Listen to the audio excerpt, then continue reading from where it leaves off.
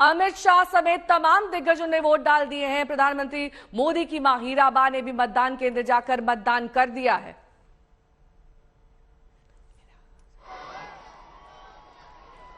दिग्गजों के मतदान की तस्वीरें आपके सामने हैं। प्रधानमंत्री नरेंद्र मोदी की माताजी ने भी मतदान कर दिया है। उसके बाद अमित शाह भी मतदान केंद्र पर दिखाई दिए हैं। आपको बता दें कि दूसरे चरण का आज मतदान है। अहमदाबाद समेत तमाम वो शहर जिसमें आज वोट डाले गए हैं वो आप तक हम पहुंचा रहे हैं। इसके अलावा नरेंद्र मोदी, अमित शाह, सीएम गुजरात के भूपेन्द्र पटेल, पूर्व डिप्टी सीएम नितिन पटेल, शंकर सिंह वाघेला, विनय सक्सेना, हार्दिक पटेल जो कि अब बीजेपी उम्मीदवार हैं, और साथ ही बीजेपी प्रत्याशी अल्पेश ठाकुर ने भी मतदान किया और अपने मत का इस्तेमाल किया।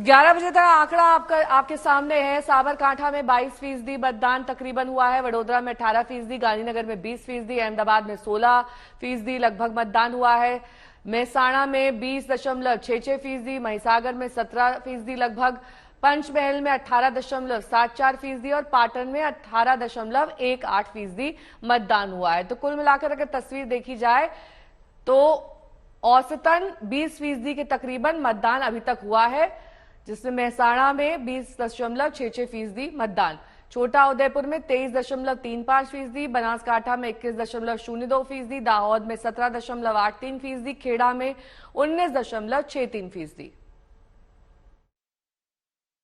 गुजरात में लोकशाही का पर्व का उत्सव मनाया जा रहा है। प्रथम चरण के मतदान पूर्ण हो गए हैं।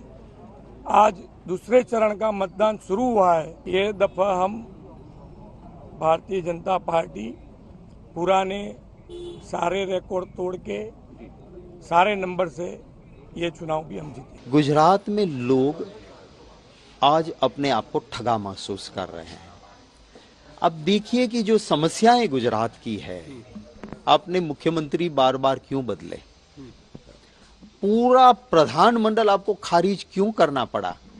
वरना आप देखिए, मनमोहन सिंह जी भी प्रधानमंत्री थे, पंजाब से थे, एक दिन जाते थे, 1 या 2 जनसभा करके कहते थे कि मुझे पूरा देश देखना है, आपको लगता है मैंने अच्छा काम किया है तो पंजाब में मेरी सरकार बना देना। आज हमारा अर्थतंत्र लुढ़क गया है, लोग परेशान है और प्रधानमंत्री जी देश को छोड़ के रोड नाप रहे हैं, रोड शो कर रहे हैं, छोटे छोटे शहर में 4-4 बार 15 दिन में जा चुके हैं। क्यों? क्योंकि गुजरात में लोग इनसे बहुत नाराज। गुजरात में लोकशाही का पर्व का उत्सव मनाया जा रहा है। प्रथम चरण के मतदान पूर्ण हो गए हैं। आज दूसरे चरण का मतदान शुरू हुआ है। ये दफा हम भारतीय जनता पार्टी पुराने सारे रिकॉर्ड तोड़ के सारे नंबर से ये चुनाव भी हम जीते। किसी न किसी को कब न कब तो रिटायर होना ही है। मैं 30 साल तक करीबन एमएलए रहा हूँ, मिनिस्टर रहा हूँ। गुजरात में लंबे से लंबे समय तक गुजरात की कैबिनेट में सभी सीएम के साथ मैंने काम किया है एज अ कैबिनेट मिनिस्टर। पिछले 5 साल में डेप्यूटी सीएम भी था। हमारी संगठन की सभी बॉडीज में मैं हूँ, तो मैं बहुत किया है और करूंगा। सर, पिछली बार जो सीटें आई थी कांग्रेस की 77 आई थी और कांग्रेस और बीजेपी के बीच का जो डिफरेंस था वो 15 से भी कम था। क्या लगता है आपको इस बार बीजेपी को चुनौती देने के लिए कांग्रेस और आम आदमी पार्टी मिलीजुली कुछ बना सकती है? नहीं, कुछ नहीं होगा।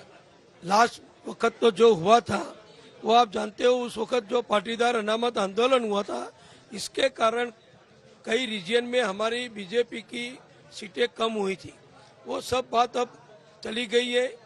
सब हमारे साथ मिल गए हैं, सब हमारी पार्टी में शामिल भी हो चुके हैं और राष्ट्र सेवा में लगे गए हैं। तो इस बार गुजरात में, अभी तक गुजरात में जितनी सीटें सभी इलेक्शन में बीजेपी की आई है, उससे ज्यादा सीट हम लेंगे। यहाँ विकास की बात करें तो जिला बनाना है अपनी तहसील को। कुछ गांव ऐसे जहां पर भौगोलिक स्थिति ऐसी है जिसके कारण पानी नहीं पहुंच रहा है, वहां पानी पहुंचाना है। तो निश्चित रूप से बिरम गांव के लोग विकास को और मजबूत करने के लिए वोट डाल रहे हैं और गुजरात के लोग सुरक्षा और सलामती जिस तरह से भारतीय जनता पार्टी ने गुजरात में कायम की है उस पर वोट डाल रहे हैं। कौन से एंटी इंकम्बेंसी जो काम किया, हेल्थ सेवा का, जो एजुकेशन सेवा का, जो सड़कें अच्छी की, जो लोगों को प्रोटेक्शन दिया, हर लोगों के खेत तक पानी पहुंचाया, क्या विकास का मुद्दा वो एंटी इंकम्बेंसी है? जो लोग रेवड़ी बांटने की बात करते हैं, मैं आपको दावे से बोल दूं, जब हम बोलते हैं कि 150 से ज्यादा भाजपा की सीटें आएगी तो 150 से ज्यादा सीटों, ये रिकॉर्ड कर लीजिए मेरा निवेदन, 150 से ज्यादा सीटों पर इनकी जमानत जब्त हो जाएगी।